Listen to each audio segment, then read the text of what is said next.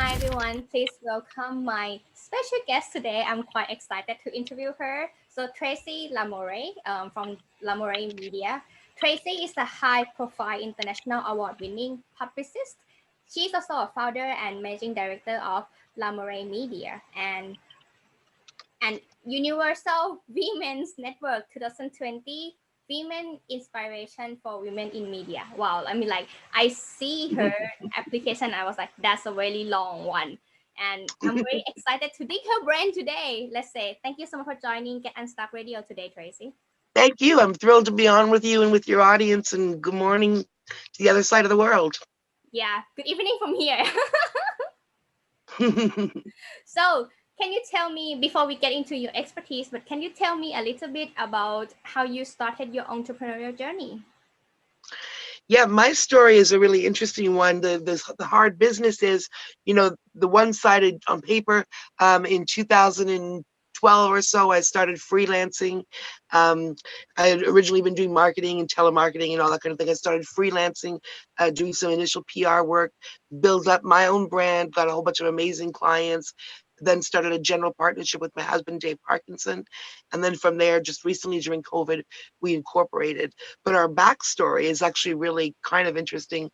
I first learned how to write a press release in 1998 when I Wow. was just in marketing.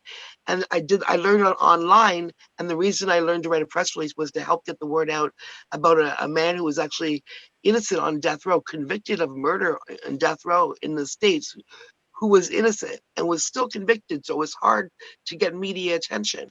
Well, so we did a 20-year not-for-profit pro bono campaign. And by 2017, he was actually released. The courts finally agreed. The evidence was presented. He was freed. He was released, right? Like amazing. And we still work with him today, and he worked to get his message out. But that taught me the power of the media over that 20 years of learning how to write a press release. And so there I was in 2012 when he was still on death row, and we would start, we knew he was getting out by then.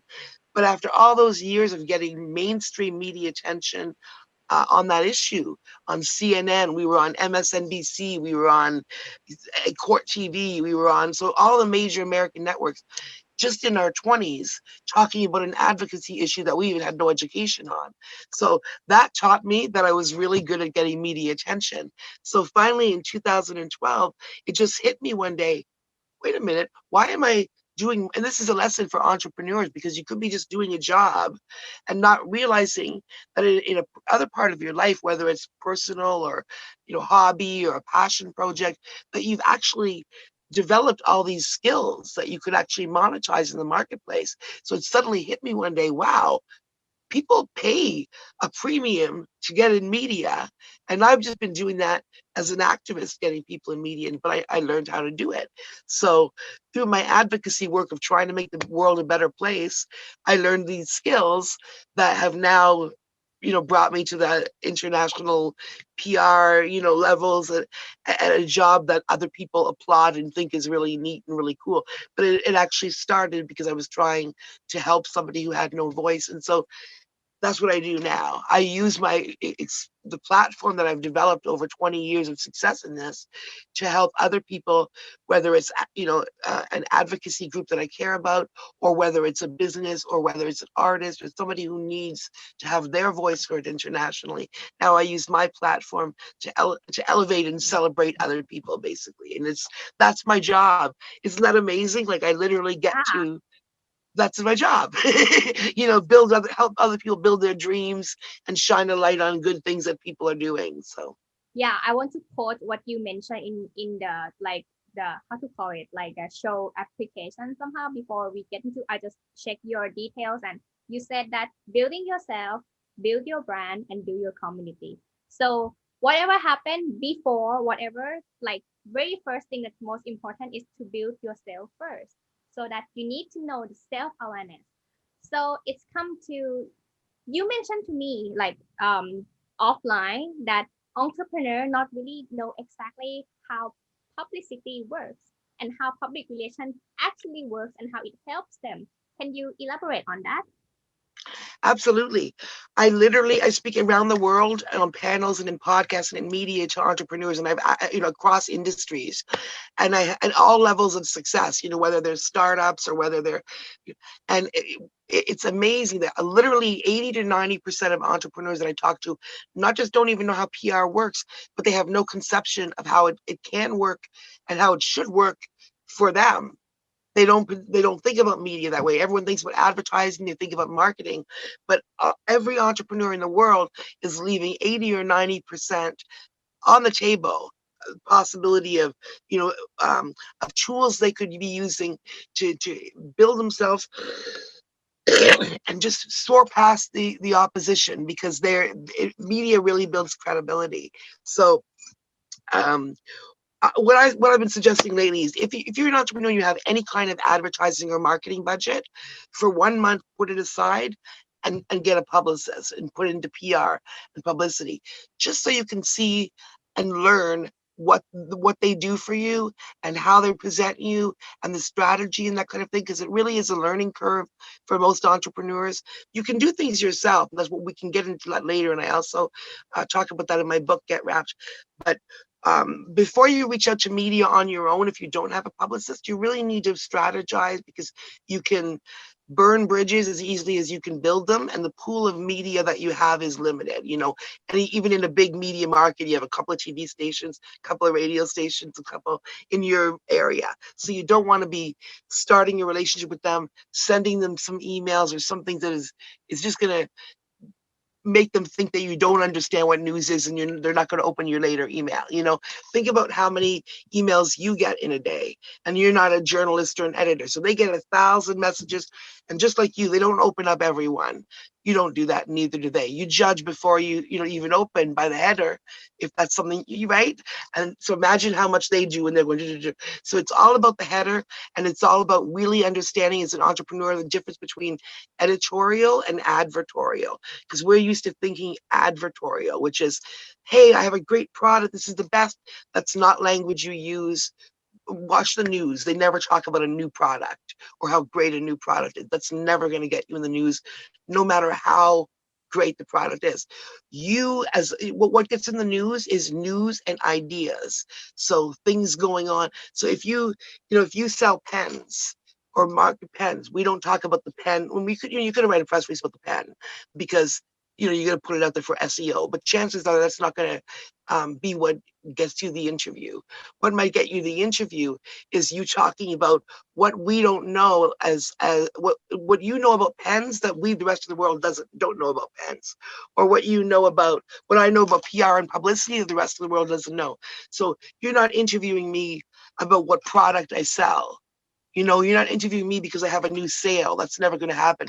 You're interviewing me about the knowledge that I've collected about the marketplace and how this can help people. And so, do you see what I mean? So it's the same as if I have a client who has a book. Is maybe 20% of media that will talk about the book and the new release, and we'll review the book. And then once that's done, we're done. Or we could go into the 80% of media that won't talk about the new release, but they will talk about the subject. So the author might be, so now we present the author as an expert in, you know, whatever it is. So and people often think that media is for just celebrities, and about half of my clients are, celebrities and actors and TV people and all that. But the other half are just literally just, I don't believe it's just, because they're doing amazing things. But people say, oh, just business, just entrepreneurs. I have people who are, like a psychologist. I have, I'm looking at my list right here. Luxury real estate. I have a diversity expert. I have, TV stars. I have people who've created products. I have celebrity hairstylists. I have mortgage experts. So there's literally, no matter what it is that you do, I can find media opportunities. There's a gentleman who does he's an expert on SEO. And when he first came to me, he said, well, how am I going to get any media just talking about SEO? Everyone does that. I got, his bio. Why should you talk to him? Developed him as a leader. Got articles about him, about thought leadership, 5 ways you can become a thought leader. So once we've developed a few articles like that, he is a thought leader. So now he can speak to other businesses on his expertise, which is the SEO and the marketing side, but from a thought leader perspective, where he's been elevated above everybody else in his, not everybody else, but I mean, he's got a position above 90% of his competition because he's been speaking to people like you and sharing his expertise. And now potential clients can go and click on that interview, just like they can. I have all these podcasts that I've done. So now if someone wants to work with a publicist and they don't really understand it, like 90% of entrepreneurs, I can send them my page to listen to all my interviews. And then they can get an understanding and a perspective, not only of the facts of what PR is, but who is this Tracy? Is she someone I would like to work with? Does she seem, you know what I mean? Because we like to work with people we like, or the people that we, identify with, right? Or feel comfortable with, or whatever it is, right? So this is a tool where you can reach your audience with the credibility that an ad will never ever do, because anybody can say they're the best. It's when other people are saying it and the credibility of media quoting you, and that builds a credibility that you cannot build no matter how much you pay, right? So Yeah, it's it called makes it's sense. called earned media. Like, you have to be good to get in, because no matter how much you pay a publicist, I can't buy your way into a television show. It's not an ad. You know what I mean? It's not advertising. It's You're paying the publicist for the time to strategically present you in this stuff. And then when we get you in, you're in the newspaper because you deserve to be there. And you had someone who guided you, media to know that you were there doing something amazing. But you can't buy that. Once you're on TV, people are like, wow. And they should be, because that's not something you can buy. You know what I mean? It's a credibility that, you're there because you've made it. You're doing something good that the world needs to hear about. So Wow, it sounds amazing, Ari, but I definitely think that the audience might think that, and when should I get started on the PR journey? If even though I'm just the startup, like I just started my business, it's not yet profitable, but I know what I'm doing. Or I need to wait until my branding settle. I have the coherence, like congruence branding all over the social media, let's say, and then get into the publicities or public relations further to enhance those. So what is your suggestion on that? in terms of their timing, and as they're starting their business, so I say there's no wrong time, unless it's like you have, like, say you're waiting for your website because you might not want media. Like, say you have a product ready to sell, or you have a book coming out or something, then you may want to wait till you have your book come out, not because you need to for the credibility, but because then when they all go to your website, then there's something for them to buy, something actionable for them to do that benefits you, right? They can buy something. But other than that, from a PR perspective, from a building your brand perspective, if someone came to me and said, "Hey, I have a book coming out in 2 months. Should I wait for when the book comes out, or should I wait for my business growth?" I would say there's no reason to wait, because what I do is about building you. It's not about a product. It's about building you and creating you as the expert. So there's never a wrong time. There's only a different strategy. So if you already have a successful business, then you might have different goals. Your goal there might be, I want to get this media, or I want to go and speak at this. I mean, it depends on your goals. But in terms of, if there's no product, but you have an expertise, I don't need a product. I don't need that book. I don't need you to have that to get you in. I just need your compelling story, and the fact that you actually are an expert. Because we haven't mentioned yet, there's two different ways that I work primarily to get people in media. And one is the one that everybody knows, which is, we write a press release or a media advisory about what you're doing. We send it to 1,000 people, to 500 media, to whoever. We target media, we send it widely.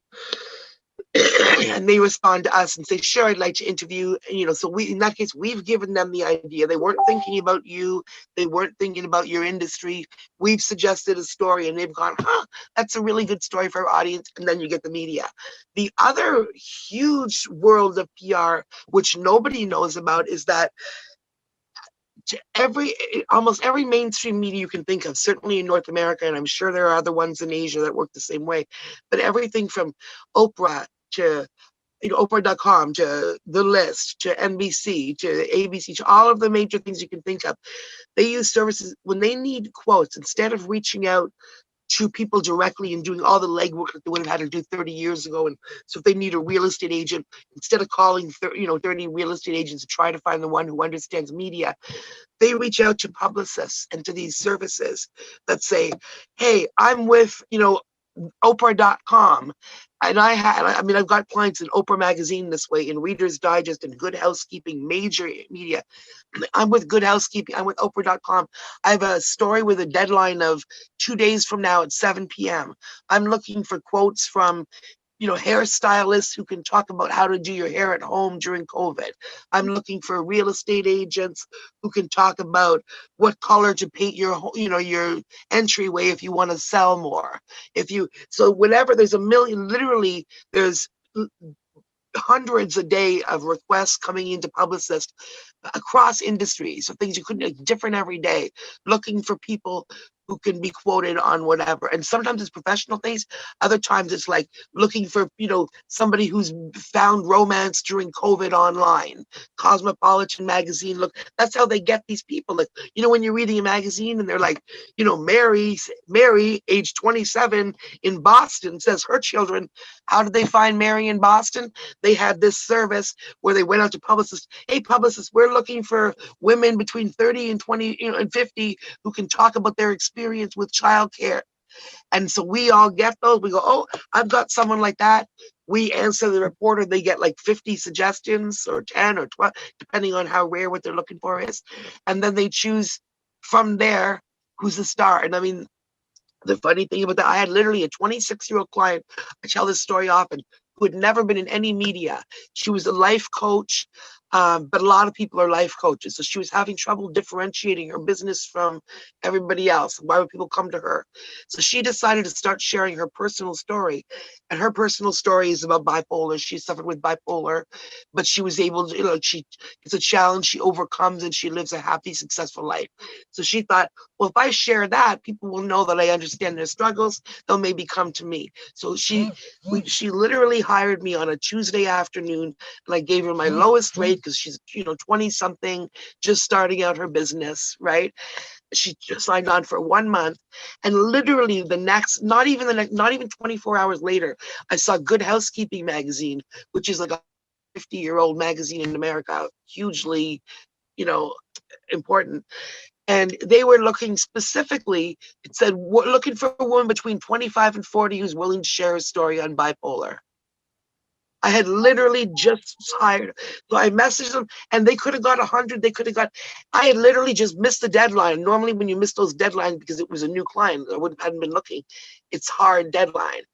But I messaged this lady. I said, I got this young lady. She desperately wants to share a story. We literally just connected. This feels like it's meant to be. Will you talk to her? And the reporter's like, sure, I'll interview her. Not only did she say she's going to put her in Good Housekeeping, but she put her in the print issue, which is not just online.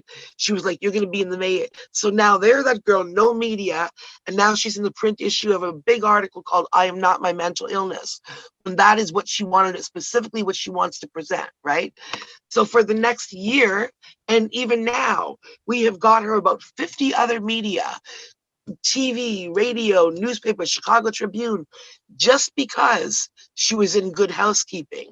So that was just the one thing we got her in. And then our pitch was like, as seen in Good Housekeeping, this young lady who bravely shares her story, and everybody's like, oh, I want to interview her. So that's how it could work. Literally, she paid $200 because I charged her, half a month's rate because she didn't have anything else, but she was a good story and I knew I could get her some action. So for that 200, 500, because normally it'd be like 2,000 a month, 3 months minimum, but I do, that's the going rate for PR, but I often give rates at 500 a month to start, or 1,000. And the reason for that is because so many entrepreneurs just don't have a clear understanding of what they're getting or paying for, right? So I'm like, you know what? Put your little budget aside, just give me a month. And by the end of that month, you're going to be so thrilled. I guarantee you're going to hire me again. You're going to be recommending me to your friends. It happens all the time. My only advertising is podcasts. I don't do any advertising. I don't look for clients. They literally come to me from other recommendations and from, this kind of thing. So, yeah. Yeah. You just need to talk about what you do.